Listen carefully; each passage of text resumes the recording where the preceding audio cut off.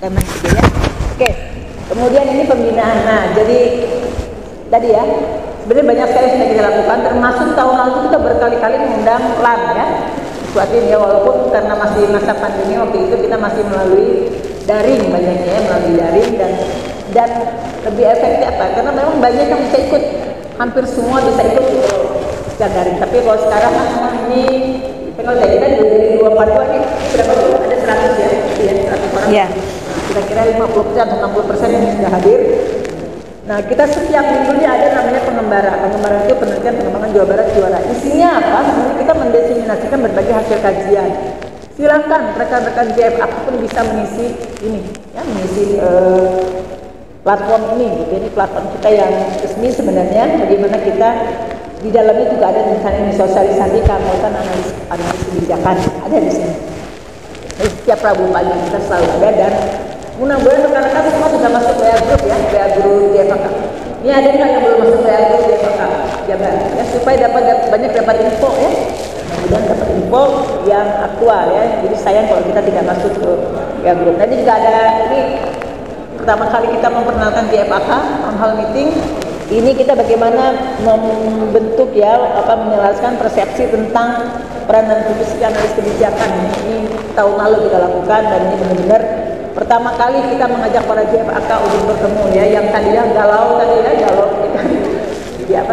dilantik sebagai JFK, kita jadi jaksa. Ini pertama kali kita mengajak para JFK. Oke, kemudian kita ada tim penilai daerah, saya pikir sudah ada ya. Jadi kita sudah ada di Jawa Barat, tenang, sudah ada tim penilai daerah, walaupun nanti akan ada kebijakan baru yang kita belum tahu seperti apa.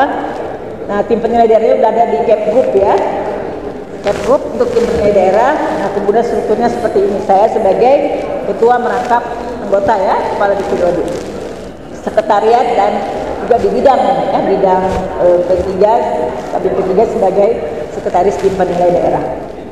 Oke, kemudian berikutnya saya pikir ini bagaimana kompetensi untuk JFK. Nanti mungkin dari Bu Suwatin bisa lebih detail ya. Saya kira saya tidak perlu menjelaskan satu persatu. Ini berbagai pelatihan, saya kira lanjut saja. Oke, saya kira cukup dari saya ya.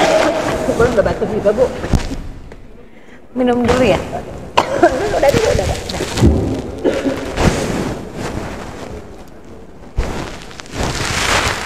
Ya, ini waktunya buat Bu Suwatin banyak 10 bisa leluasa untuk bertanya ke Bu Suwatin.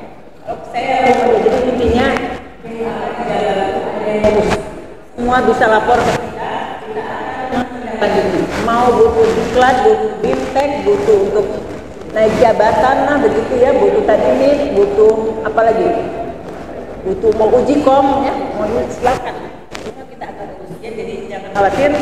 Dia akan malas rasanya BP2D lebih banyak butuh JFK daripada peneliti. Jadi karena peneliti itu nambah-nambah jumlahnya segitu aja 11 nambah-nambah malah berkurang gitu ya.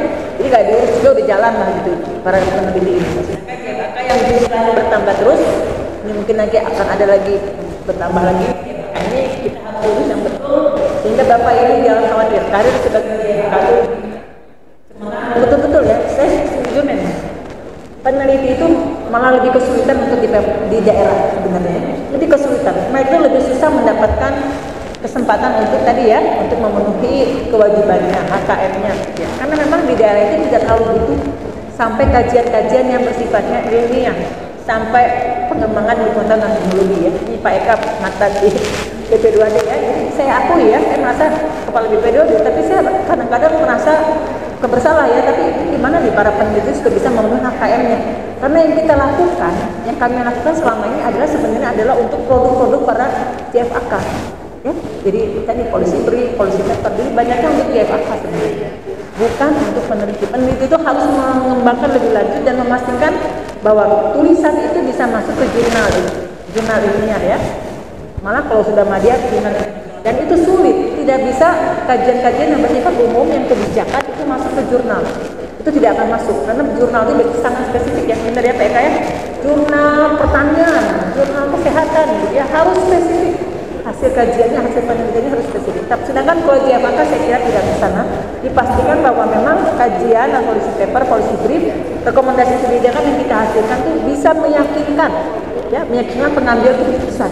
Ya, nggak jauh-jauh lah. Atasannya langsung saja, atasan kita masing-masing di perangkat daerah, bahwa tulisan Bapak Ibu rekomendasi kebijakan untuk perbaikan kinerja ini memang betul-betul bisa ditindaklanjuti, bisa dimanfaatkan. Cukup itu saya pikir sudah mendapatkan apa namanya tadi HKM atau apalah ya, kewajiban untuk memilih apa namanya angka kredit sebagai jakpro analis kebijakan. Nanti Bu Suwati yang panjang lebar akan menjelaskan. Oke, saya kira itu Bu moderator dari saya. Terima kasih. Assalamualaikum warahmatullahi wabarakatuh. Waalaikumsalam warahmatullahi wabarakatuh. Terima kasih Ibu Kaban. Tadi saya catat ada 2 pesan penting dari beliau, teman-teman. Yang pertama, beliau menunggu proaktif dari para pejabat fungsional analis kebijakan melalui keterlibatan di acara pengembara itu ya. Bu, saya juga pengen ikut juga itu acara pengembara. Yang kedua adalah kerjasama dari teman-teman, karena orang tua JFAK ini di Jawa Barat adalah BP2D. Jadi dimanapun teman-teman ditempatkan kiranya dapat selalu berkoordinasi dengan rumahnya ya, gitu ya. Mudah-mudahan nggak ada istri tua istri muda nih Bu. Ya, jangan sampai yang di luar ini ya. Nah, sama juga dengan peneliti dan analis kebijakan ya. Peneliti itu kayak istri tua Bu, biar udah nggak berbuang dosa gitu. Baik teman-teman, terima kasih Ibu. Mohon izin saya melanjutkan dengan Ibu, dipanggilnya Bu Wanti ya. Oh Bu Suwanti ya. Nah Bu Suwanti ini beliau S2-nya di luar negeri, S2 S3 ya. S2 S3-nya di luar negeri. Jadi kita bisa sama-sama gali mengenai program pengakuan kompetensi melalui sertifikasi sebagai pejabat fungsional analis kebijakan. Sertifikasi ini penting karena pengakuan atas kemampuan kita secara legal dan formal begitu. Jadi rakyat itu punya keyakinan bahwa mereka akan dilayani oleh kita yang memiliki pengakuan kompetensi. Ya, untung selama ini nggak pernah nanya, mana sertifikat kompetensi Anda melayani saya. Nah ini program yang sangat bagus dan terus bisa kita kembangkan kolaborasi dengan LSP PDN di Provinsi Jawa Barat. Mangga Ibu, it's your time, silakan. Terima kasih Bu Rita atas pengantarnya. Yang saya hormati Ibu Kepala Badan BP2D Jawa Barat dan Bapak Ibu sekalian yang Ibu dulu ke Australia sama Bu Emi. Assalamualaikum Sama ke Australia sama Bu Emi. Selamat pagi. Udah senang dia udah jadi dosen. Mudah-mudahan Bapak Ibu tidak bosan ya dengan saya ya. Karena kemarin sudah ketemu ya Bu. Bapak Ibu ya sudah ketemu melalui Zoom dan sekarang ketemu lagi gitu dengan saya. Sebetulnya memang bukan saya yang harusnya hadir di sini, Bapak Ibu tadi sudah disampaikan juga oleh Bu Linda dan juga Bapak Kepala Badan BPSDM. Seharusnya kepala kampus kami, tetapi memang karena ada penugasan urgent dari pimpinan sehingga tidak bisa hadir. Jadi mohon izin saya yang mewakili ya Bapak Ibu ya. Jadi sesuai amanat dari Bu Rita tadi, Bu Dokter Rita, saya akan menyampaikan mengenai sertifikasi kompetensi untuk profesi analis kebijakan.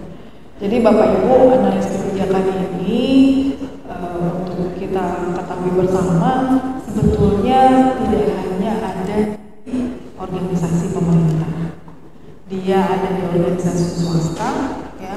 Pernah Bapak Ibu mungkin punya LinkedIn ya Bapak Ibu ya.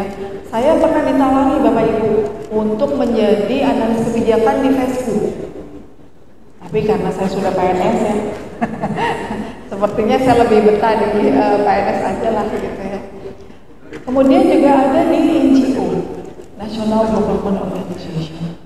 Kemudian juga ada di organisasi-organisasi lain di universitas Bapak Ibu. Jadi analis kebijakan ini luas. Belakangan kami ini mendapatkan permintaan dari dosen para dosen untuk mengikuti sertifikasi profesi analis kebijakan. Karena apa Bapak Ibu? Karena ada beberapa institusi, baik pemerintah maupun konsultan, yang ingin merekrut para analis kebijakan ini untuk bekerja dengan proyek mereka dengan meminta sertifikatnya. Jadi ternyata sertifikat kompetensi ini bisa mengembangkan sayap Bapak Ibu nih, kalau Bapak Ibu bisa memiliki. Dan kami juga sebetulnya awalnya tidak tahu ini Bapak Ibu, kalau ternyata sertifikasi profesi ini sangat diperlukan oleh stakeholder kita.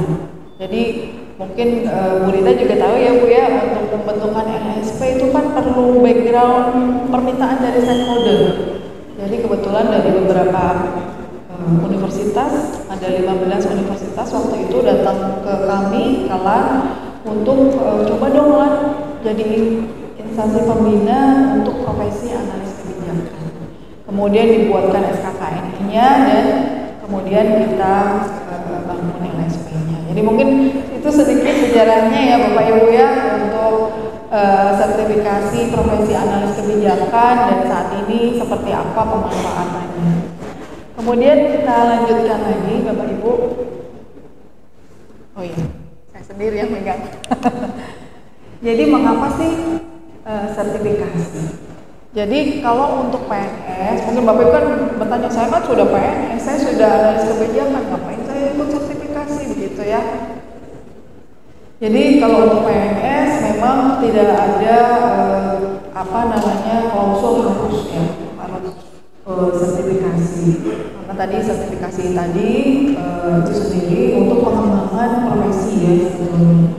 Jadi tapi di dalam Permenpan 17 tahun 2021 yang mengatur tentang penyetaraan, ini saya copy paste saja ini dari Permenpannya ya Bapak Ibu ya, disampaikan bahwa di ayat 3 ya, dalam hal ya, jabatan fungsional itu menghendaki adanya pendidikan dan sertifikasi profesi, maka yang sudah diangkat dalam jabatan fungsional ini harus mengikuti dalam waktu 2 tahun. Dan memang sertifikasi profesi ini dapat menggantikan pelatihan Bapak Ibu. Jadi yang namanya kompetensi itu kita tidak bisa menutup mata ya Bapak Ibu ya. Pertama kali ketika Bapak Ibu ingin menguasai kompetensi tertentu bisa melalui pelatihan. Ya, yang gencar diminta oleh Bu Linda ya Bu ya, BPSDM. Tetapi juga bisa diperoleh dari pengalaman. Tadi sudah disampaikan oleh Bapak Kepala BPSDM, sebetulnya jangan-jangan Bapak Ibu sudah melakukan nih praktek-praktek analisis kebijakan selama ini. Hanya saja tidak ditulis dalam bentuk yang terstandar. Tapi sudah setiap hari sudah Bapak Ibu lakukan.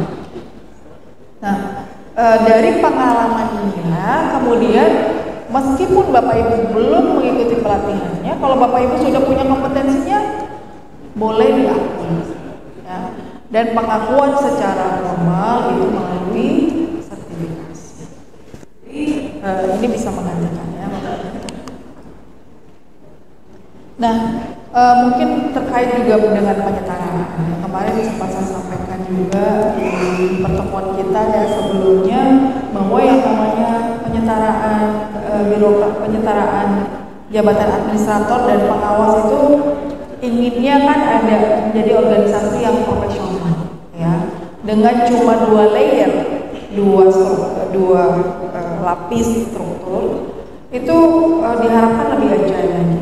Sehingga kalau ada keluhan dari masyarakat cuma melalui 2 doang nih, 1, 2, kemudian jadi kebijakan.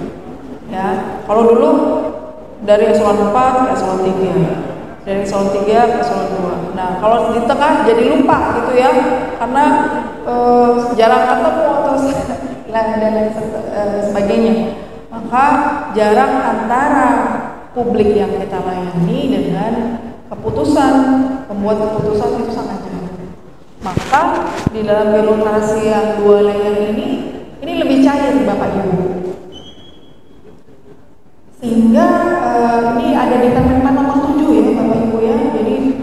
sebetulnya rangkaian reformasi birokrasi itu tidak hanya penyetaraan, tetapi juga sistemnya, strukturnya sebetulnya juga direformasi oleh Menpan. Dan salah satunya Menpan yang mengatur adalah Menpan 7 ya tahun 2020. Di situ disampaikan bahwa nantinya Bapak Ibu dengan banyaknya jabatan fungsional di dalam birokrasi, maka tidak ada lagi sekat. Kalau dulu kan kita, bagian ini kerjaannya ini, orang-orangnya ya kerjaan itu aja. Bagian B, kerjanya kerjaan B. Ya, orang-orangnya ya itu saja kerjaan. Ya. Dengan adanya jabatan fungsional yang ada dalam birokrasi, ini bisa loncat.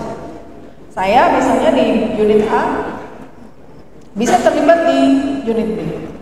Dan itu dihitung kinerjanya. Kemudian saya di unit C juga terlibat. Itu bisa saja. Kenapa bisa terlibat? Nah, mungkin pertanyaannya gitu ya. Apa karena ada yang senang sama saya gitu? Kan enggak juga ya. Karena kompetensi Bapak Ibu. Oh iya ada kerjaan ini. Siapa nih yang kompeten di sini? Nah, masukkan.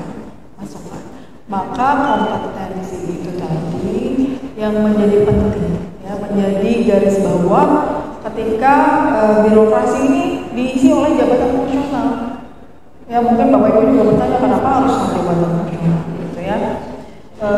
Mungkin itu ya sedikit, mudah-mudahan nanti di level sistem ya, kalau sekarang kan strukturnya ya sudah dirubah, sistemnya nanti yang juga akan dirubah dengan berbagai aturan yang sudah ada ya. Tapi aturan itu tidak bisa jalan sendiri ya Bapak Ibu ya, kalau tidak dilaksanakan.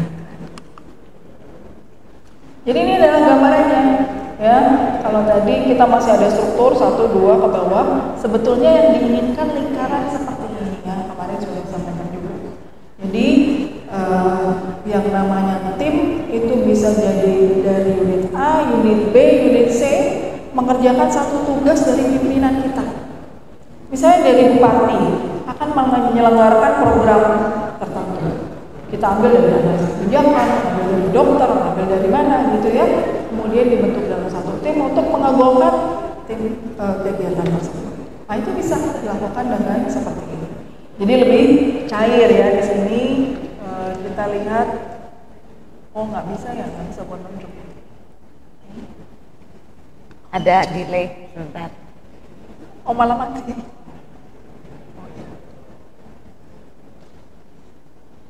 Ternyata nggak ada lasernya. Ini ada ya. Ini ada gitu. Ya mungkin nggak usah lah, nggak usah di laser pokoknya. Jadi seperti itu ya Bapak Ibu ya. Jadi kembali lagi, kompetensi yang menjadi utama sebenarnya garis bawah di dalam semangat reformasi birokrasi. Mau dimajukan toh Bu slide-nya? Nggak usah. Nggak usah. Ya. Nah, kemudian apa lagi? Ya tadi masih dalam mengapa sih sertifikasi?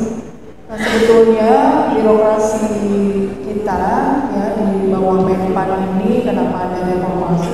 Kita ingin menjadi world class birokrasi.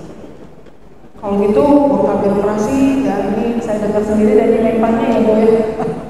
Bapak Ibu mau nggak gajinya tarafnya internasional gitu katanya. Jadi kan mau ya Bapak Ibu ya, maka kualitasnya juga internasional gitu. Jadi di PP 10 tahun 2018 ya mengenai Badan Nasional Sertifikasi Profesi, sebetulnya dari sertifikasi ini ingin diharapkan bahwa kita memiliki tenaga kerja yang bertaraf internasional. Jadi kalau kita bicara masyarakat itu ada masyarakat desa, masyarakat kota, masyarakat negara, masyarakat internasional. Dan yang namanya masyarakat itu bisa macam-macam ya. Masyarakat kita juga sebagai anggota masyarakat juga, ya. PNS itu juga anggota masyarakat juga. Presiden itu juga anggota masyarakat juga. Para profesional juga. Jadi kita sampai kepada kita inginnya standarnya internasional, ya memiliki standar global. Harapannya seperti itu, sehingga kita juga punya daya saing yang bagus, tidak hanya swastanya, tetapi juga organisasi pemerintah.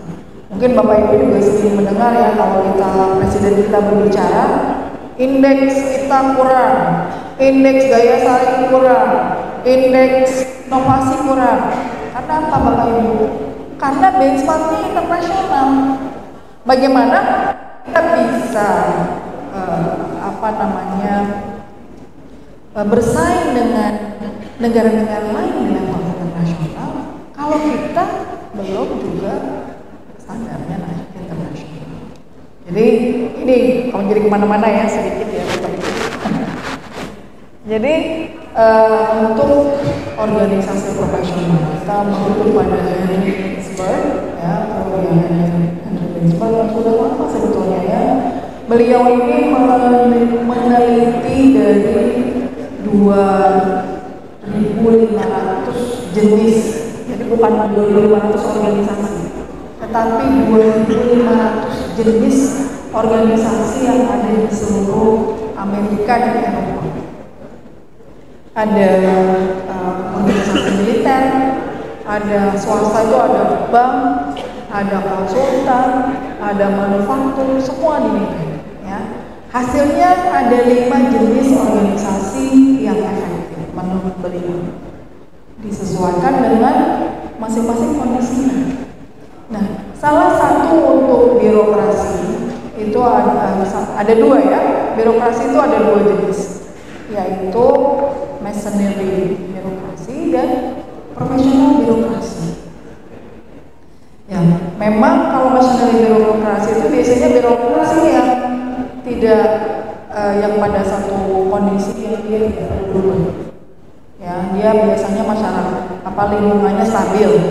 Ya, sekarang kita bertanya pada diri kita sendiri, lingkungan birokrasi ini stabil nggak sekarang? Tidak ya, Bapak Ibu, yang dinamis sekali. Masyarakat kita ada masalah ini. Tadi ngobrol dengan Bu Rita ya Bu ya, anak-anak muda sekarang kita menghadapinya masalahnya sangat berat. Dan itu perlu direspon oleh kita.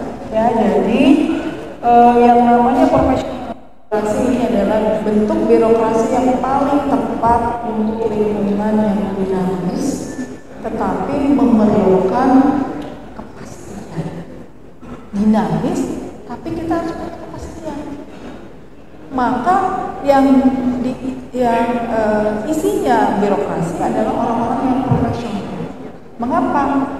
Mengapa dibutuhkan orang profesional? Orang profesional itu memiliki, tadi ya disebutkan oleh Pak Kaban ya, memiliki kemampuan teknis, memiliki keahlian, dan memiliki attitude. Yang kemudian ketika dia menghadapi, dia sudah punya background ini ya, ketiga punya ini. Ketika dia menghadapi masalah yang dinamis di lapangan, dia sudah berpegang kepada 3 hal. Perlu adaptasi, perlu apa, langsung bisa dilakukan. Nah, inilah mengapa kemudian tadi ya kompetensi ini berkembang. Untuk analis kebijakan, saya kira saya tidak mau mengulang-ulang ya perannya seperti apa. Yang jelas, kalau kajian analisis kebijakan ini ada 2 kompetensi penting yang Bapak Ibu miliki.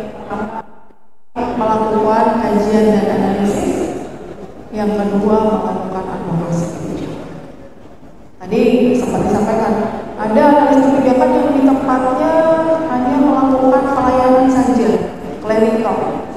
Itu cocok atau tidak gitu ya? Bapak Ibu, analis kebijakan ini masuk ke dalam rumpun jabatan fungsional manajerial, ya Bapak Ibu ya. Dan kalau memang itu menjadikan kebijakan menjadi satu untuk eselon 3 dan 4 sebetulnya tidak salah juga ya, tidak salah juga karena Bapak Ibu kan manajer sebelumnya, pasti ada yang nyangkut gitu ya dari peran-peran analis kebijakan ini di profesi yang Bapak Ibu sebelumnya. Waktunya Bu, izin waktunya 9 menit lagi. Ya, baik. Jadi ini sudah saya jelaskan, Bapak Ibu sudah hafal ya. Jadi untuk sertifikasi profesi kita ada 5 level ya, 5 jenjang 5, jenjang 6, 7 dan 8. Untuk jenjang 5 itu kita setarakan dengan yang ingin masuk menjadi analis kebijakan atau untuk analis kebijakan ahli pertama. Kemudian untuk level 6 itu adalah yang ingin masuk menjadi ahli muda. Level 7 level 8 adalah ahli utama. Itu 9 bagaimana? 9 itu yang the king-nya. The king-nya. Misalnya, tapi kalau di analis kebijakan tidak ada yang profesor ya, Bapak Ibu ya, paling tinggi adalah utama itu ada di. Jadi sebetulnya diterapkan untuk pelaksanaan pendidikan atau pelatihan. Jadi memang ada skema kompetensi yang pelatihan dulu, kemudian baru ujian. Biasanya itu dilakukan kepada calon asesi yang belum berpengalaman. Ya. Kemudian pelaksanaan sertifikasi kompetensi, ya tadi ya sudah. Pengembangan sumber daya manusia, tadi juga terkait dengan ini. Kemudian pengakuan kesetaraan kualifikasi. Jadi misalnya dosen ya Bapak Ibu ya, dosen ini banyak yang mengajukan sebagai analis kebijakan karena pada ada tugas mereka untuk pengabdian kepada masyarakat, itu mereka melakukan kajian kebijakan juga. Dan ini ada tarifnya, mungkin nanti bisa kelihatan ya. Jadi ini ada tarif PNBP untuk sertifikasi profesi apabila dilakukan dengan PNBP ya Bapak Ibu. Nah, tadi disampaikan oleh Pak Badan, seperti apa sih sertifikasi profesi yang dilakukan ini? Yang pertama, kita lebih banyak kepada portofolio Bapak Ibu. Ya, lebih banyak kepada portofolio sehingga banyak sekali unit kompetensi yang Bapak Ibu bisa lengkapi dokumennya dengan mungkin portofolionya. Kemudian bisa juga nanti dengan praktek ya, karena tadi ada attitude ya, mau tidak mau yang namanya sertifikasi kompetensi untuk analis kebijakan tetap minta langsung berhadapan dengan asesor, dengan asesi. Meskipun lebih banyak portofolio, nanti ada pertanyaan-pertanyaan, ada soal-soal yang kita sampaikan untuk melihat bagaimana reaksi Bapak Ibu. Karena attitude tadi termasuk di dalam penilaian kompetensi juga. Nah, ini ada gambaran sedikit mengenai unit kompetensi apa sih yang diujikan untuk setiap levelnya, dan kira-kira unit kompetensinya apa saja. Untuk multi kompetensi ini karena asisi kita kebanyakan dosen gitu ya, jadi kita sesuaikan di sana, dan juga beberapa dari unit kajian waktu itu, sehingga untuk persyaratan segera bisa dulu ya.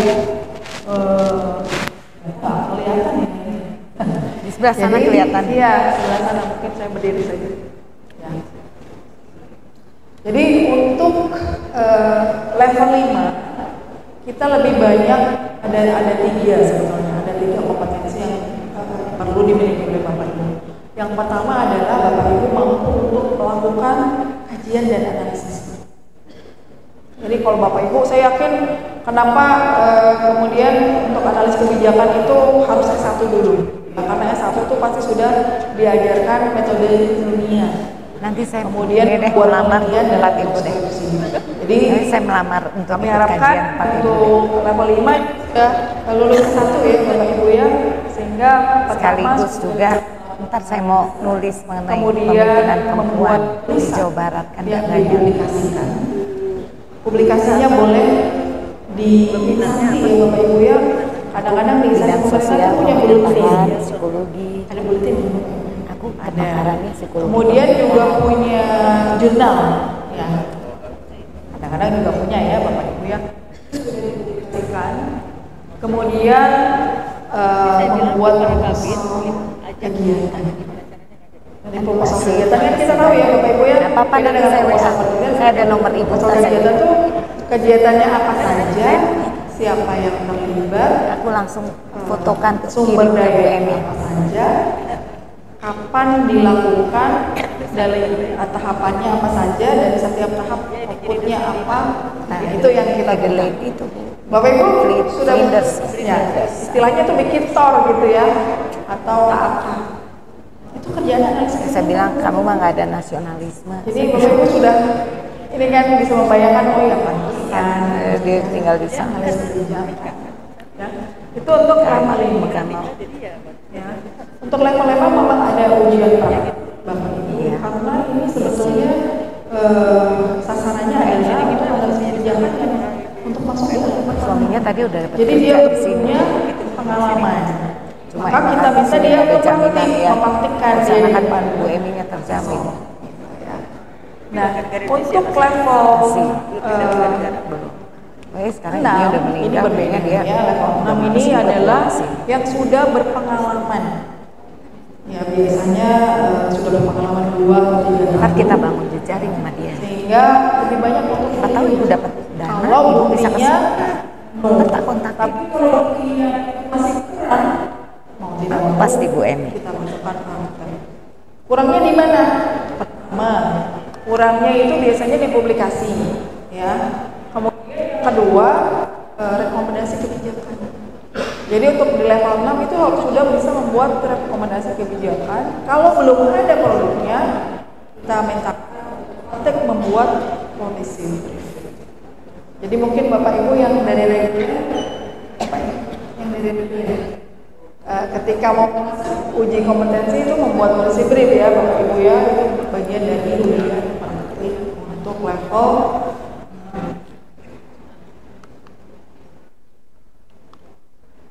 Ya, jadi ini sudah hampir sama ya, portofolio, wawancara, dan ujian praktik itu sama diberlakukan. Memang sebelum dilakukan ujian akan ada semacam coaching dari kita, ya, tidak bukan pelatihan tetapi coaching. Coaching bagaimana mengisi berbagai bukti kompetensi itu dan juga kira-kira apa nanti yang disepakati, apa yang nanti akan diuji. Apakah cukup wawancara saja ataukah dengan uji kompetensi. Jadi level 5, 6, dan 7 saya kira semakin tinggi levelnya, semakin banyak bukti yang diminta dan semakin sulit kelihatan tersebut. Jadi mungkin itu saja Bu, mudah-mudahan waktunya tidak terlalu panjang. Oke. Terima kasih Ibu Dr. Swanti dan Ibu Kepala BP2D. Nah teman-teman, tadi sekilas kita sudah lihat bagaimana proses pengakuan kompetensi ini. Kita memang tidak bisa ngaku-ngaku sendiri ya Bu ya. Kita pinter, kita bisa, kita cakep. Lamun ngaku ge abdi mah beunghar, kan saya tanya buktinya. Mana kok ieu na rekening korannya. Nah gitu ya. Jadi kurang lebih sertifikasi ini adalah proses pengakuan agar kemampuan kita ini mendapatkan legal formalnya pengakuannya ya Bu ya. Baiklah teman-teman para pejabat fungsional analis kebijakan Karasep Garulis,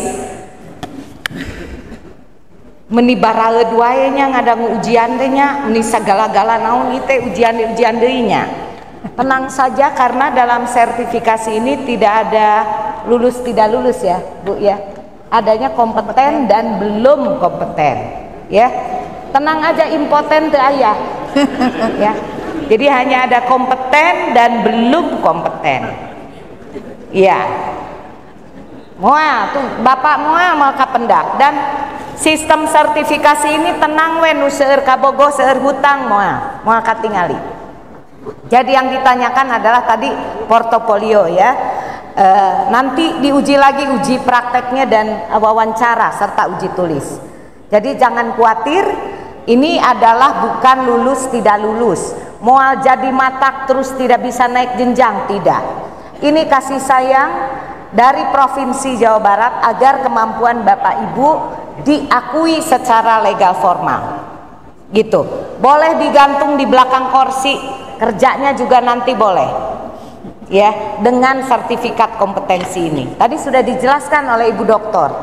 Dengan ini Anda boleh nyambil nanti ke dosen melamar, nih saya punya sertifikat kompetensi dari LAN lagi, dari Lembaga Administrasi Negara, yang meng-ACC ada tidaknya lembaga-lembaga lain ya. Jadi ini sangat penting.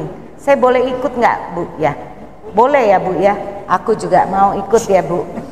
Oke, baiklah teman-teman, kita tidak mudah menghadirkan Ibu Kepala Badan. So any question, Anda boleh interaksi langsung dengan para orang tua kita. Silahkan 3 penanya dulu. Ya, kelak. Yuk, nih semangat. Bapak dulu ya. Bapak dari sayap kanan saya 1, Bapak kedua, 1 lagi saya minta perempuan. Bapak. Saya minta perempuan. Ibu. Oke, go ahead Pak, silakan.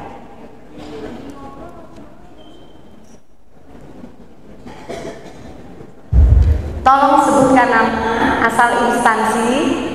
Nanti Bapak yang belakang dulu. Ya, sebutkan nama, asal instansi, dan pertanyaannya ditujukan kepada siapa. Silakan. Assalamualaikum warahmatullahi wabarakatuh. Waalaikumsalam. Saya dari Bapenda. Dari Bapenda. Bapenda. Baik, teman-teman, Ibu narasumber, Bu Ira, Kaban, dan sesuatu dari menarik apa yang disampaikan tadi. Kita punya orang tua di pribadi. Jadi kita beberapa tadi kalau mengadu ke beberapa aja, mulai apapun juga ada. Kemudian misalnya kita pesan bahwa kita ketika punya sertifikasi ini, maka kita sangat agile, bisa kemana aja, bisa ke NGO, bisa ke Facebook. Ya, menjadi pertanyaan nanti berkabar. Kami dari penyetaraan, kalau tadi disebutkan bahwa organisasi personal dan profesional ya, kerja itu yang kami pakai pada sekarang itu kita sudah diterapkan di penyetaraan, tetapi organisasinya sepertinya belum bergerak. Contoh bahwa kami di kerja masih bekerja seolah-olah tidak mengerjakan fungsi saja, tapi lebih fokus kepada fungsi program kegiatan, subkegiatan yang menjadi tupoksi kelembagaan organisasi itu.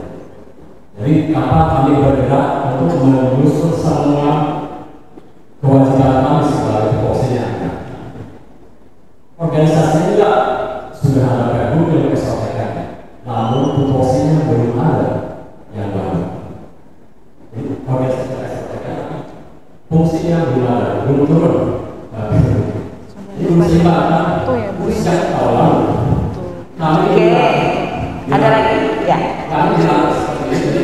Jadi bagaimana pihak kami dan para bos sekarang, organisasi berubah. Kami harus tetap jadi kawan itu sudah bergerak menyusun apa yang diminta sebagai rekomendasi. Oke, makasih. Silakan Ibu, mau disatukan semua dulu ya. Silakan Pak. Hakim. Ya. Baik, terima kasih. Assalamualaikum warahmatullahi wabarakatuh. Perkenalkan, nama saya Irfan dari POPP. Menarik apa yang disampaikan oleh Ibu dan Bu Dokter. Ada 2 hal barangkali yang bisa saya sampaikan. Terus terang Bu, karena tadi sampaikan oleh Pak Kawan itu jasanya jauh puasa. Karena dengan konteks jasa itu sendiri ada yang dibutuhkan dan ada yang dirugikan. Dengan pangkat yang apakah mungkin ada yang sudah 4 tahun itu mudah. Itu yang pertama. Kemudian yang kedua, mungkin dengan adanya anjak ini setiap OPD berbeda dan analis jalan. Saya berdiskusi dengan Bu Retno kaitan dengan anjak di suatu OPD itu membuat karya tulis.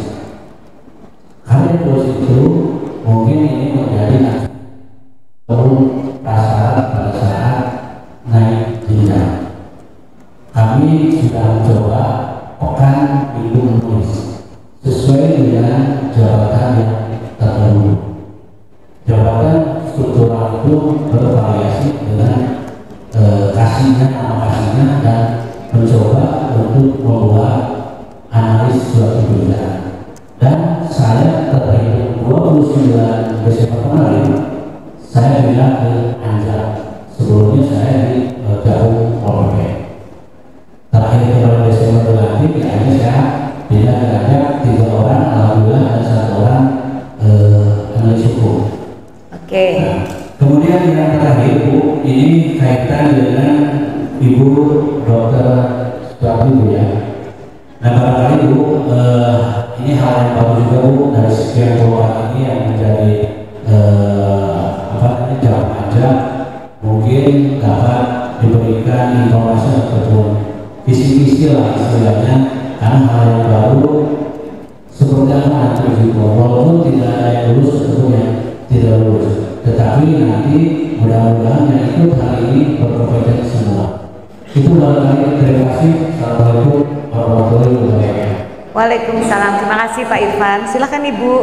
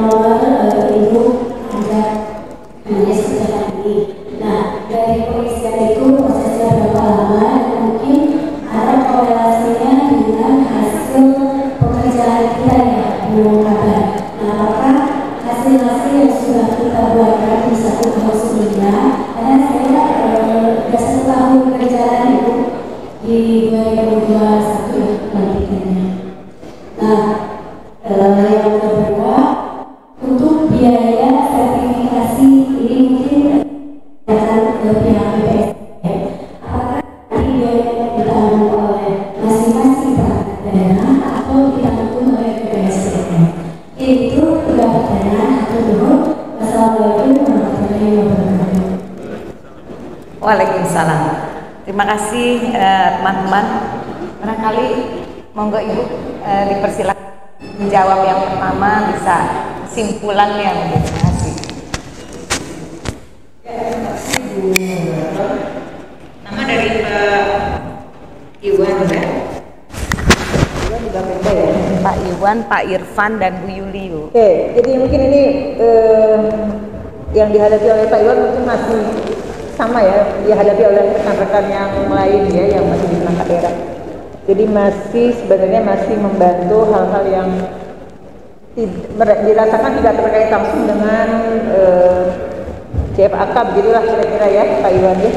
Ya saya kira memang tahun lalu itu kita masih tahun lalu itu memang saya yakin semua masih mengerjakan hal-hal yang sebelumnya ya, yang eselon 4 masih mengerjakan tugas-tugas sebagai pejabat eselon 4, yang eselon 3 juga sama tahun lalu. Nah tahun ini ya, mudah-mudahan ini sudah berubah. Ini sudah bulan apa ya sekarang? Februari ya. Apakah masih sama persis? Karena harusnya di kontrak kerja tahun 2023 ini sudah bisa disesuaikan gitu ya. Ya, di kontrak kerja kita kemudian dibuat kesepakatan dengan pimpinan kan, di SKP itu kan apa nih, target kinerja masing-masing orang itu kan harus disepakati dengan pimpinannya masing-masing. Nah saya kira akan JFAK untuk mulai menyesuaikan gitu ya, kontrak dan kesepakatan kinerja dengan para atasannya gitu ya. Jadi jangan sampai masih juga dibebankan hal-hal yang tadi ya yang dikerjakan oleh rekan-rekan eselon 4 dan eselon 3 gitu. Ini kesempatan menurut saya tahun ini. Kalau tahun lalu pasti masih mengerjakan. Jadi ya saya pikir itulah caranya kita bisa mulai berubah dan mulai menyesuaikan dengan jabatan kita masing-masing. Jadi mudah-mudahan ini bisa berlaku untuk rekan-rekan JFAK ya. Jadi intinya ada di kontrak kerja dengan atasan ya, tadi ada ditanda-tanda dengan kita dan atasan kita. Kemudian juga tadi target kinerja yang sepakati nanti untuk SKP Jadi ke depan itu kan kita semua nanti akan dinilai melalui SKP masing-masing ya.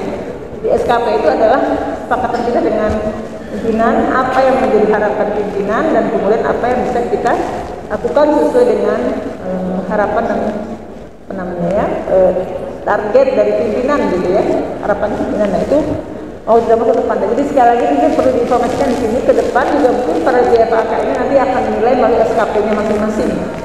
Nah jadi betul-betul di SKP ini kita sebagai JFAK ya harus disesuaikan apa yang harus kita lakukan untuk memenuhi ya tadi kebutuhan institusi ya. Sudah pasti ya harus untuk kebutuhan institusi. Tidak ada kita bekerja untuk kebutuhan pribadi ya. Untuk institusi dan disepakati dengan pimpinannya masing-masing gitu ya. Jadi saya pikir ini kesempatan yang baik tahun ini ya, awal tahun ini ya, termasuk rekan-rekan yang baru tadi ya Pak Ipan ya, Pak Ipan ya Desember ya. Jadi ini kesempatan juga juga nah ini mungkin jadi prioritas untuk mengikuti fintech di kelas untuk ya apa sebenarnya yang harus dilakukan oleh para JFAK gitu ya.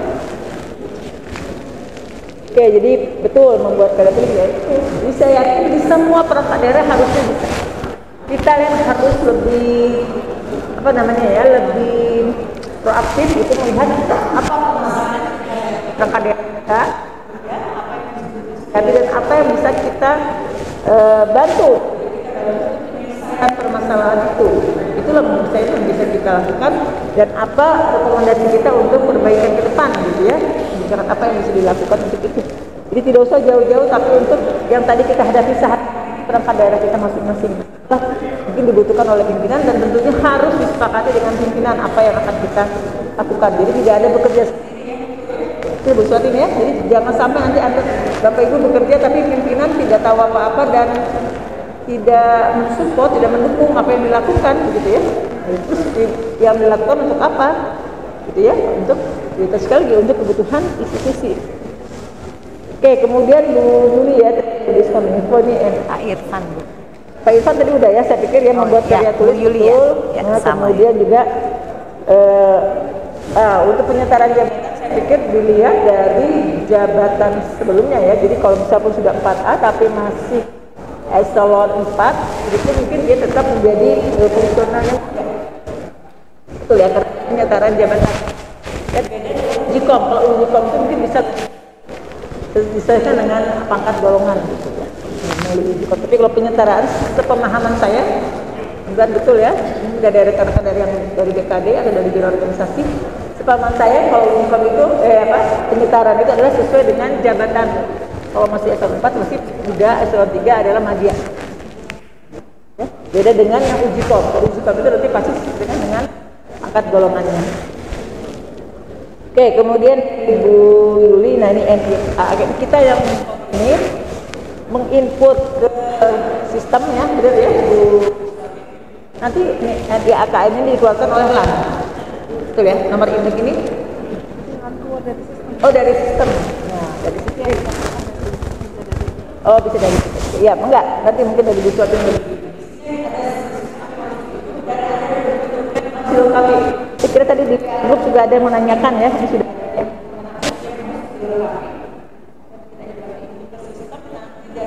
Mengeluarkan nomor induknya kalau sudah lengkap ya tentunya ya. Sudah dinyatakan lengkap untuk mendapat nomor induk. Yang dari saya ya, berikan ke Bu Suatin. Silakan Ibu, langsung saja. Terima kasih Bapak Ibu yang sudah Bu Eni nanti ngomong. beberapa pertanyaan yang tidak Ibu diundang sana nanti. yang terkait dengan saya. Tapi mungkin saya izin Bu kapan untuk menyampaikan bahwa sebetulnya sudah ada Permenpan 1 tahun 2023 yang mengatur tentang jabatan. Mungkin di antara Bapak Ibu sudah ada yang mengikuti sosialisasinya? Sudah ya?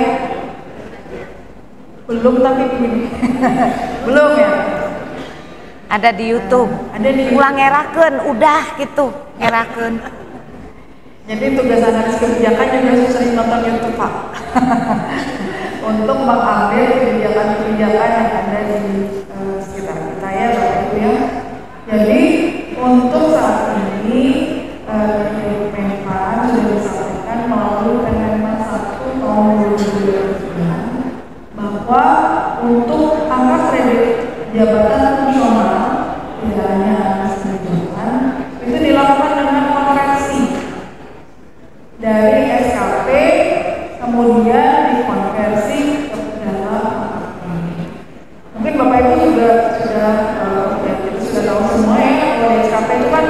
Ada sangat baik, ada baik, ada kurang atau cukup, kurang, kemudian sangat kurang.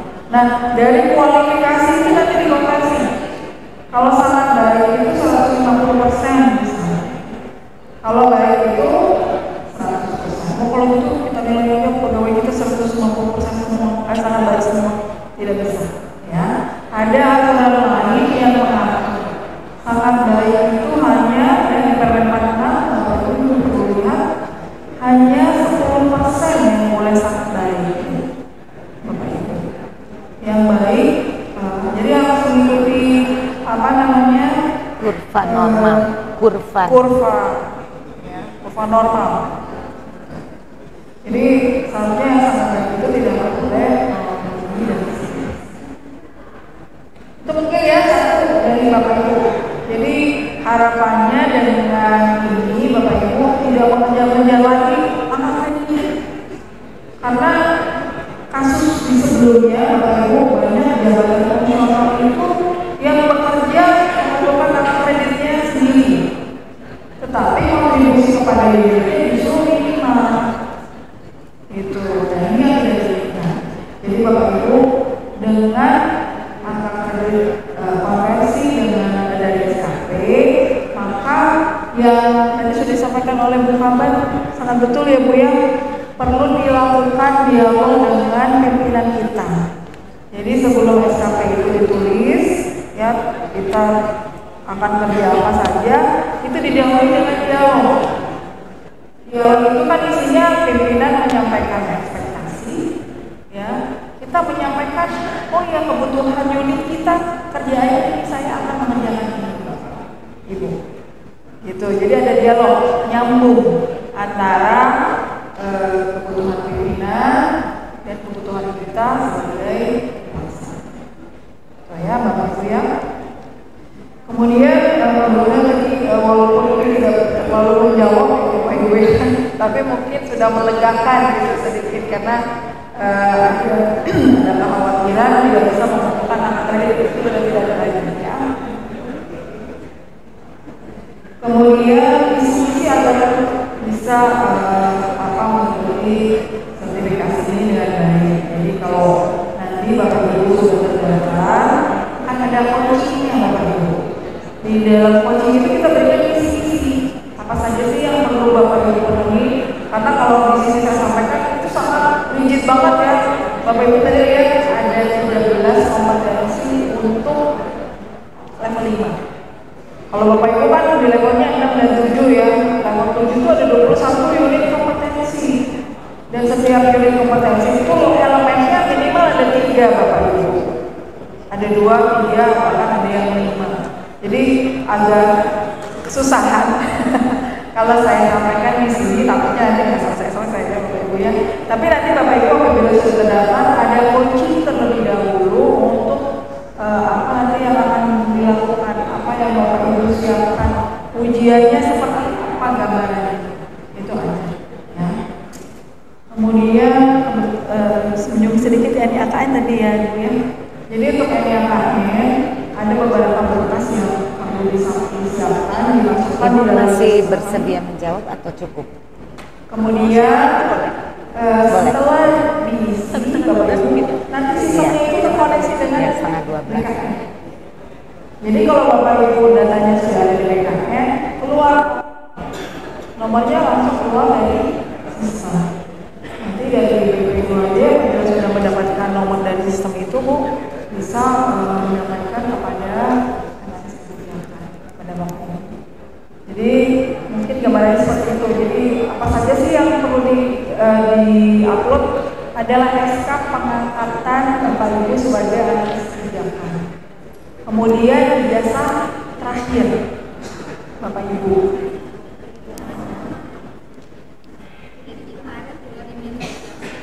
Biasanya di MySAPK itu ada ya Bu ya. Kemudian apalagi ya saya lupa. Ya, kalau tidak salah itu 2 yang esensial itu. Kemudian dari NIP saja sebetulnya kita langsung mengoreksi dengan BKN dokumennya bisa. Saya kira itu dulu Bapak Ibu dari saya, mudah-mudahan sudah menjawab beberapa pertanyaan tadi ya. Kembali Baik, terima kasih Ibu Kaban dan Ibu Dokter Suwanti ya. Memang sekarang makanya kita teh jangan suka bilang jafung wae, JF ya, jafung mah jarang berfungsi cenah. Pami JF jelas fungsinya tuh. Sebetulnya izin menambahkan informasi, sebetulnya ada SEBKN ya, ada keistimewaan untuk para korban kawin paksa ini ya. Anda yang nggak ada formasi, angka kreditnya sudah cukup, itu boleh naik pangkat, tapi bukan naik jenjang ya. Kemudian yang mau naik pangkat di periode ini sampai dengan Juni bisa tanpa membuat dupa.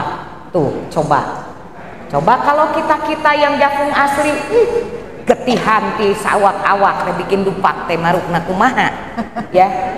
Jadi banyak keistimewaan untuk teman-teman yang penyetaraan, yang golongannya 4, jenjangnya masih muda.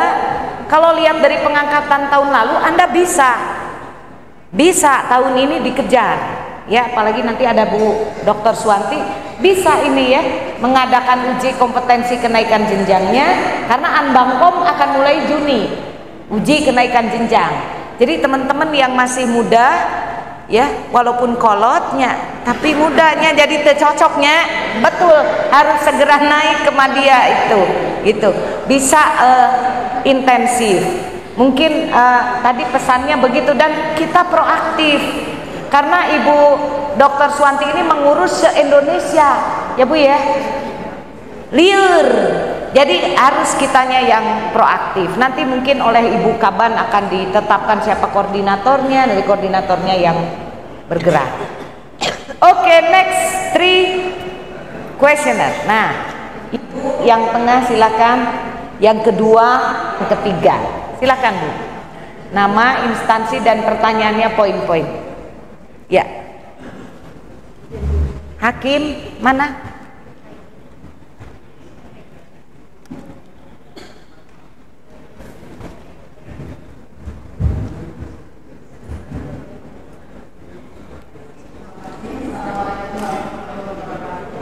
Waalaikumsalam.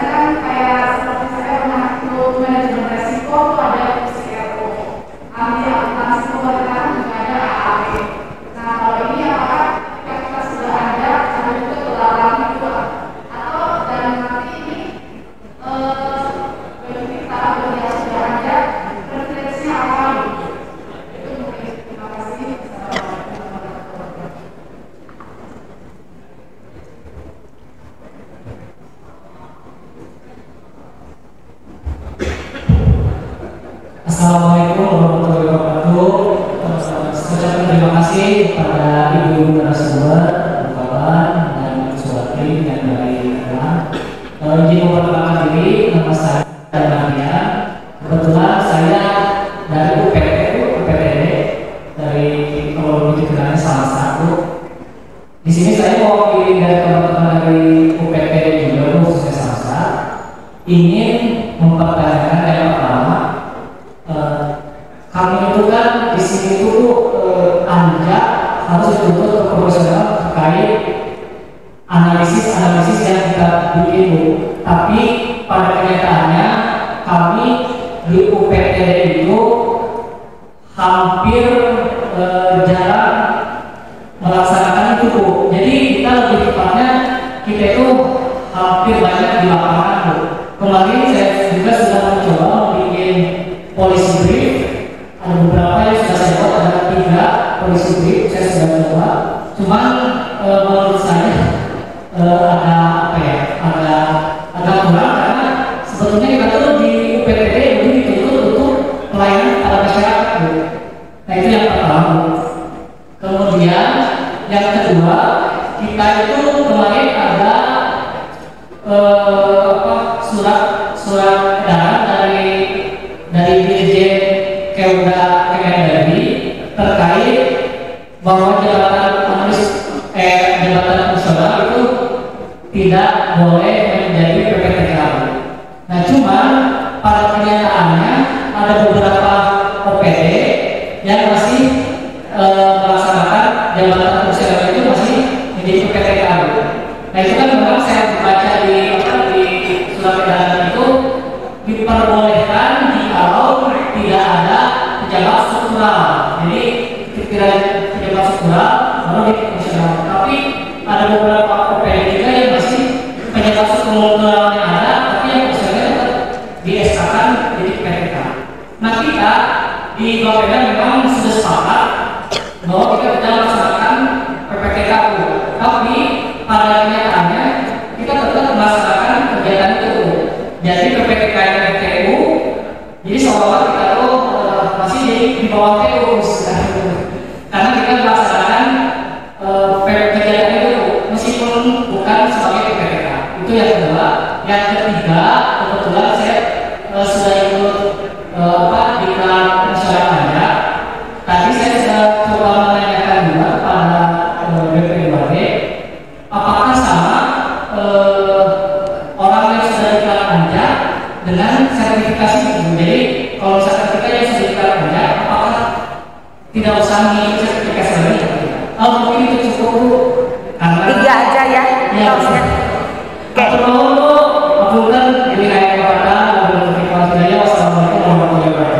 Oke, makasih. Silakan Bapak. Hakim.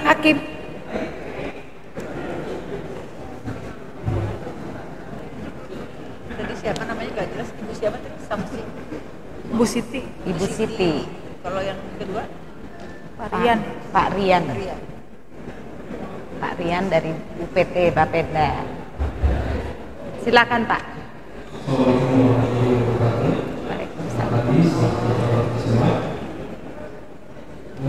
Ibu Bapak dari Sumatera Utara. Pertama nama saya Dewa dari Biro Sejahtera Rakyat saya Provinsi Jawa Barat. Kemudian Pak Bapak menyampaikan di sini mayoritas adalah hasil penyataan, mungkin kalau bisa dimaksudkan. Karena saya waktu itu mengatakan kembali di tahun 2021. Setelah dulu diangkat 2018 di Ibadah. Nah ini saya tanyakan dulu. Pada tahun 2018 kita memiliki uji kompetensi untuk mendapatkan rekomendasi sebagai JPK. Apakah nanti juga kami harus mengikuti kembali sertifikasi tersebut? Itu pertanyaan yang pertama. Kemudian yang kedua, kalau tadi sudah disebutkan mengenai bukti kegiatan di awal tentang akademik di PMKD nomor 1 tahun 2023. Tapi kalau belum kami ingin lebih dalam lagi bagaimana terkait bukti-bukti kegiatan yang sudah kami lakukan sebelum PMK ini keluar, dan juga bagaimana nanti ke depannya, apakah cukup hanya dengan penilaian SKP atau yang dulu bisa dikonversi juga hasil pekerjaan kami dulu masih bisa dikonversi menjadi akademik. Dan selanjutnya mungkin Bu, karena kami juga bergabung di kepengurusan AAI atau Asosiasi Anak Kebijakan Indonesia Pusat, kami juga saat ini sedang menyusun lembaga sertifikasi profesi. Apakah nanti baikkan ataupun AAI itu akan memiliki masing-masing lembaga sertifikasi atau bagaimana? Karena nanti kan kalau AAI itu sertifikasi itu juga untuk PNS yang memiliki minat terhadap kegiatan analisis kebijakan atau ingin menjadi analisis kebijakan, termasuk juga di dalam kebijakan karena kebijakan bukan PNS. Mungkin tiga itu saja. Dan yang terakhir izin Bu, dalam kesempatan ini saya mengucapkan terima kasih kepada Ibu Alwi Pribadi karena telah membina para analis kebijakan. Karena saya merasakan sendiri di Jakarta dari tahun 2018 sampai 2021 itu baru merasakan jadi anak itu di 2021 saat saya sudah bergabung di Provinsi Jawa Barat. Keren. Tepuk tangan dong untuk Ibu Kepala Badan. Baik, ada 3 penanya. Ibu Kepala Badan, mangga Ibu, silakan. Terima kasih. Saya sedikit saja ya, karena yang lain ke Bu Suwati panjang lebar. Dari Bu Siti mungkin semuanya ke Bu Suwati ya, Bu Siti ya. Dari Pak Rian nih, Bu PTD itu masih ya, apa tadi menjalankan tugas PPTK ya. Izin Pak Dani. Oh Pak Dani, Pak Dani, ya Pak Dani, sorry, Pak Dani. mohon maaf. Tadi kalau Bu Siti itu ya, Bu Siti ya. Mohon maaf Pak Dani ya. Jadi gini, ini sekali lagi ini komunikasi dengan pimpinannya masing-masing. Saya nggak bisa mengintervensi dong, pasti tidak bisa mengintervensi kan, itu kan tugas pimpinan. Pimpinan tuh boleh menugaskan apapun.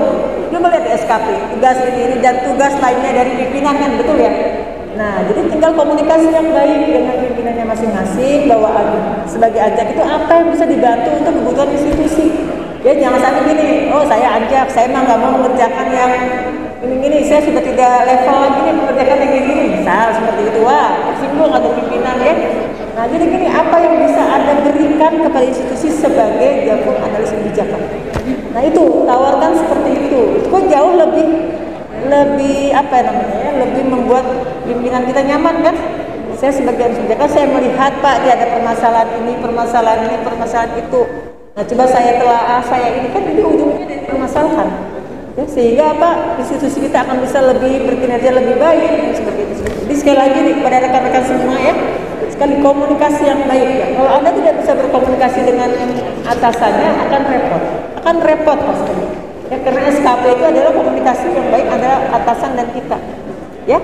Ya gini, saya pesan kepada Bapak Ibu semuanya, apalagi ini yang masih muda-muda ya, ini Pak Dani ini pasti masih muda banget ini. Jadi itu ya, jangan sekali-sekali merasa waduh, kenapa saya ini tanpa komunikasi gitu ya. Boleh aturan-aturan boleh disebutkan, tapi mungkin kondisi di perangkat daerah masih belum memungkinkan. Misal ya, saya merasakan ketika saya di BP2D saya juga sama, saya tuh kesulitan mencari PPTK ya, ketika rekan-rekan sudah menjadi fungsional, susah mencari PPTK itu, padahal itu harus ada PPTK. Struktural nggak ada, semua tempat kan kita nggak ada. Sudah fungsional semua, terus udah mau siapa jadi PPTK? Kesulitan, saya merasakan gitu. Akhirnya kan ya memaksakan orang-orang yang tidak kompeten, yang kita rasa ya, ini kita wajib untuk meningkatkan kompetensinya gitu ya. Tapi memaksa siapa saja, dan akhirnya dikeluhkan oleh KPA-nya gitu ya, PPTK-nya jalan misalnya. Ujung-ujungnya ya tapi yang dirasakan bantuannya. Jadi ini dilema pasti ya, semua perangkat daerah sama, itu pasti kepercayaan pimpinan kepada siapa menjadi PPTK. Lagi ini saya pikir ini adalah kesempatan yang baik dan menawarkan sebagai JFAK itu harus ada manfaatnya bagi institusinya. Jangan sampai ada JFAK itu nggak ada bedanya nih di institusi kita nih. Ya, kalau tadi saya bagus sih dari Pak Dani ya, sudah membuat beberapa policy brief. Ya bagus, ini katakan terus ya. Jadi jangan segan-segan berkomunikasi dengan rekan-rekan JFAK yang lain, apalagi yang sudah madya, yang sudah berpengalaman membuat policy brief, atau boleh ikut di tim di BP2D. Kita biasa membuat policy brief di tim di BP2D. Jangan segan-segan berkomunikasi untuk di policy brief saya itu harus bagaimana. Gitu. Lihat contoh-contoh policy brief ya. Saya kira itu hal yang baik sekali ya. Sudah bisa membuat policy brief tentunya untuk kepentingan institusi ya. Ya jadi bukan untuk yang lain-lain. Oke, saya kira itu dari saya ya. Yang ketiga juga dari Pak Heri, saya kira itu Bu Suwatin ya. Enggak Bu Suwatin. Oh iya.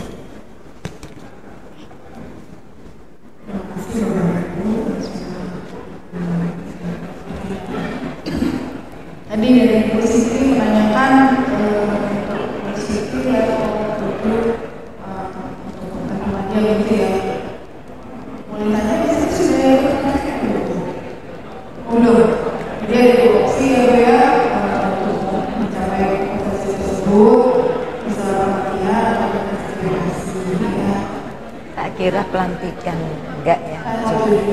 Saya kira pelantikan. Kemudian apakah sertifikasi kompetensi itu ada periodenya? Ada. Jadi memang ditetapkan DPC waktunya 3 tahun. Kemudian periodenya apa? Kalau tambahan gelar Itu dari instansi kami belum memberikan. Tapi Sebenarnya Jawa Barat itu dikomentarin di Kemendagri, ngapain udah Islam hilang, kenapa Islam banyak menghilangkan, orang lain mempertahankan. itu nanti Kasihan pegawainya. sedang di biro BKD sekarang di sini juga nanti mungkin tempat ibu juga nanti. Kemudian dari Pak Denny Matian, Kan kasihan kan pegawai. untuk di UPT sama. Karena biar aja bukan Tapi gitu. saya apresiasi Nanti Pak sama Pak Gubernur. Denny. Sebetulnya sudah bikin polisi krim ya. Boleh iya boleh enggak. Kenapa kita ngambil enggak gitu? Publik kan ya Pak ya. Nah ini Kan kasihan pegawai bu. Kasihan udah eselon 4 nggak ada. Ya kursi ini berkembang masih gitu. kita berdasarkan Gitu. kebijakan ini. Bisa kita berpihak pada pegawai itu. Kebijakannya banyak banget. Penelitian. Ayo saya bantuin. Lihat di negara lain gimana. Kasihan. Itu salah satu tugas Saya suka ditanya. yang paling paham kebijakan pilkada suaminya tidak itu bukan Sekarang di BKD kan Bu Anita sudah asesor plus PLT. Di modelnya begitu. makanya analis Pak Oki juga. Asesor Bu Anita sampai Ya sekarang semua jadi kalau ada kebijakan di PLT kan aja. Bapak Ibu bisa lihat ini masalahnya di sini kan ada ketentuan dari menteri ketentuan dari menteri Keinginan Pak Tete begitu. Ketika dilaksanakan rumah betul. fungsional. nah Nanti turun ganti. jadi kalau kita selama ini ada masalah terus kita bikin setelah jadi Bapak Ibu harus bisa menyampaikan Sekarang ini kata lagi dicoba di BKD bisa nggak? Misalnya bisa berjalan fungsional seperti Bu Anita bisa. Dia nggak ada eselon 3 udah di bawahnya pendapat langsung sendirian. fungsional. Itulah yang harus eselon 2 itu gunanya analisis kebijakan kasihan yang ini Bu Anita nggak mau pimpinannya dia mau dengan ya gitu. Ini lagi dengan dicoba di BKD. unit Kali jalan mendapatkan masukan yang nah ada eselon 3 langsung fungsional. jadi Oh, solusinya kajiannya udah masuk ke Kemendagri. jadi Kemendagri manggil saya Pak Dani kalau bikin sebagai polisi analis senior. nggak tahu Bagaimana solusinya pendapat nih Bu Pak Rita? jangan bikin sendiri ajak temennya yang setahu saya bilang kan baru ajak pimpinannya Ini jangan mau digabung temennya punya yang sudah biro punya solusi organisasi ya. bertiga. Solusinya entah BPSDM, tapi BKD biro organisasi. strategi itu milik dia Nah, komentar sendiri temen saya di belum Kemendagri. masuk ke dalam Orang mah pengen banyak lowongan buat pegawainya ini mau dicirikan itu. di dalam jadi saya itu praktek-praktek yang apa namanya ya yang teknis Ya, kawanku di kadang-kadang Orga kita itu sebenarnya cerita. mengalami dan kita sebetulnya punya potensi Itu kan rumahnya untuk pegawai, membuat kenapa mau tapi dibunuh kita sendiri? tidak tahu kalau itu sebetulnya boleh gitu ya apalagi sebagai anak harus itu dari konflik antar individu. Ketika dilaksanakan bisa dapat poin. Bisa. Jadi ada satu kasus. Lihat begini aja saya nggak tega loh. Ini bahkan Udah memutus asa. dari tadi diminta pendapatnya Orang eselon 4 jadi di salah satu kebijakan di ini BPOM. golongan Ini saya sebut biar jelas. BPOM membuat kebijakan. Kemudian JM itu melaksanakan pengawasan obat, ya Bapak Ibu ya pengawasan obat. Ada kebijakan yang ternyata pas diimplementasikan itu sulit, ya. Ada satu unsur di dalam satu obat, gitu ya, yang unsur itu harus dites dulu, ya setelah jadi produk obat, itu harus dites dulu di laboratorium. Masalahnya laboratoriumnya ada di Singapura, tidak ada di Indonesia. Ini sebagai contoh ya Bapak Ibu ya. Nah, yang tahu masalah itu ada siapa? Pembuat kebijakan, kepala BPOM. Justru pengawas yang melakukan pengawasan dari kebijakan di level pelaksana, di level fungsional. Jadi masalah yang ada di level kebijakan fasilitatif itu bisa jadi bahan Bapak Ibu untuk melakukan analisis. Masalah ketika implementasi kebijakan, ketika ketika masyarakat harus memenuhi, ya ternyata nggak bisa, itu juga bisa jadi bahan Bapak Ibu untuk melakukan penelaahan. Kalau di lingkungan hidup ada Bapedal ya, namanya Laboratorium lingkungan ya. Iya, ada pak lingkungan ya. Iya. Pak lingkungan. Nah itu kan bisa dilakukan mediasi ya Bapak Ibu ya. Kadang-kadang ada perizinannya sudah jadi. Kemudian ternyata dari masyarakat resisten terhadap kebijakan atau perizinan yang sudah diberikan. Nah, ketika Bapak Ibu melakukan mediasi, mengumpulkan orang, melakukan sosialisasi, itu pun tugas analisis kebijakan. Buktinya gimana? Dibuat laporannya, dokumentasinya dibuat. Ini loh kita lakukan diskusi, ada fotonya. Ini loh kita panggil ketua RT, kita panggil tokoh masyarakat lain, tokoh agama, misalnya lakukan mediasi. Itu juga tugasnya analisis. Jadi banyak ya Bapak Ibu ya sebetulnya yang bisa dilakukan, hanya saja kita sebagai yang sudah melakukan itu tidak tahu gitu ya. Kalau itu memang satu tadi itu harus ditulis Bapak Ibu. Karena kalau tidak ditulis, buktinya apa? Ya, buktinya apa Bapak Ibu sudah melakukan itu? Kebijakan apa yang Bapak Ibu sudah sampaikan? Karena ketika kita melakukan mediasi, kita sudah di background kita sudah ada kebijakan yang banyak di kepala kita yang bisa kita sampaikan, ya. Jadi itu gambarannya Bapak Ibu. Tadi yang asosiasi tadi, yang LSP, ya. Kalau PPTK saya kurang paham Bapak ya, mohon maaf saya tidak bisa menjawab. Apakah di bulan Anjak perlu, apakah sudah diklat? Sudah diklat perlu sertifikasi saja. Kami serahkan kepada Ibu Kepala Badan dan Provinsi Jawa Barat ya. Saya bantu jawab. Seperti apa sehingga saya kira jawaban saya nanti jangan sampai jadi salah gitu ya. Kemudian dari Pak Ali untuk uji kom apakah diberi kembali sertifikasi, saya kira saya kembalikan ke Ibu Badan dan juga Provinsi Jawa Barat seperti apa. Kemudian bagaimana, oh ya, jadi Bapak Ibu untuk Permenpan nomor 1 memang diberlakukannya itu untuk SKP di lokasi Aman itu dimulainya tahun depan. Ya, tahun depan, tapi untuk hasil kerja SKP dari 2023. Jadi Bapak Ibu hasil kerja saat ini dari Januari sampai Desember 2023, tahun depan itu nilainya dengan SKP. Kalau masih punya produk di 2022 bagaimana?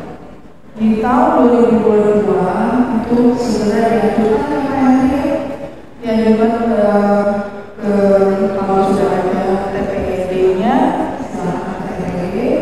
Kalau 4D ya, itu dinilai paling lambat sampai Juni 2023 sampai Juni. Setelah Juni harus Bapak Ibu. Jadi jangan kalau diajukannya setelah Juni jangan bisa dilihat lagi. Oke, termasuk yang penyetaraan boleh ya Bu dicoba. Boleh. Ya, jadi teman-teman yang penyetaraan, izin saya tambahkan sedikit boleh ya. Teman-teman yang penyetaraan, coba dari sekarang bikin dupak. Ini kan butir kegiatannya sedikit kalau analis kebijakan itu. Ya, coba tinggalin analis SDM, biur. Kalau analis kebijakan sedikit, yuk kerjakan rame-rame bikin ininya dupaknya. Nanti dibantu. Ini kita ada orang tua yang mengurus. Tadi Ibu Kepala Badan sudah menyatakan ya akan diurus.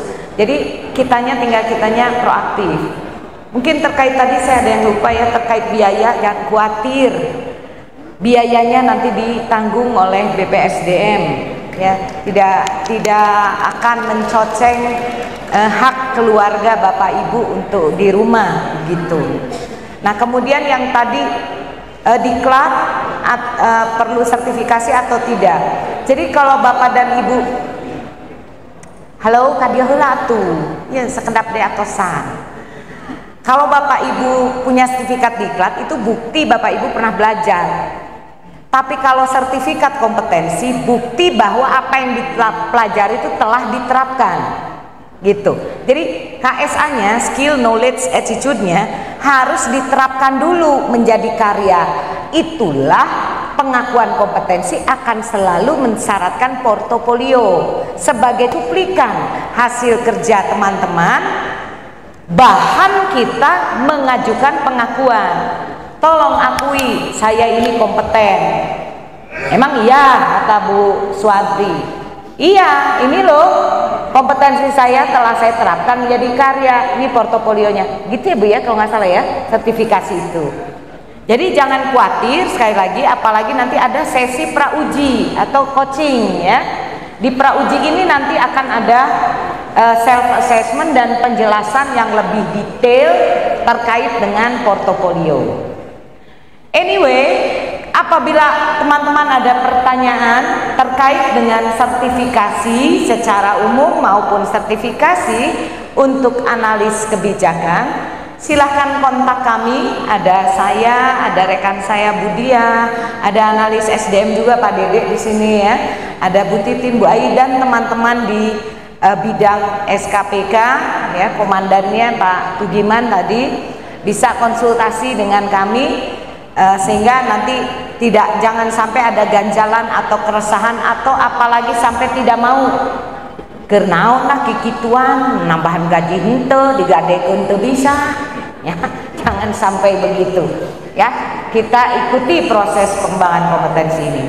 Terima kasih banyak kepada kedua narasumber, Ibu yang kami hormati, kami cintai, Ibu Kepala Badan Penelitian dan Pengembangan Daerah ya, di sela-sela kesibukannya alhamdulillah mau piknik ke Cipageran ya. Ini beginilah Bu kondisinya, kampusnya indah tetapi tidak mudah untuk mencapai ke sini ya, penuh liku-liku. Kalau sudah masuk indah sekali di sini.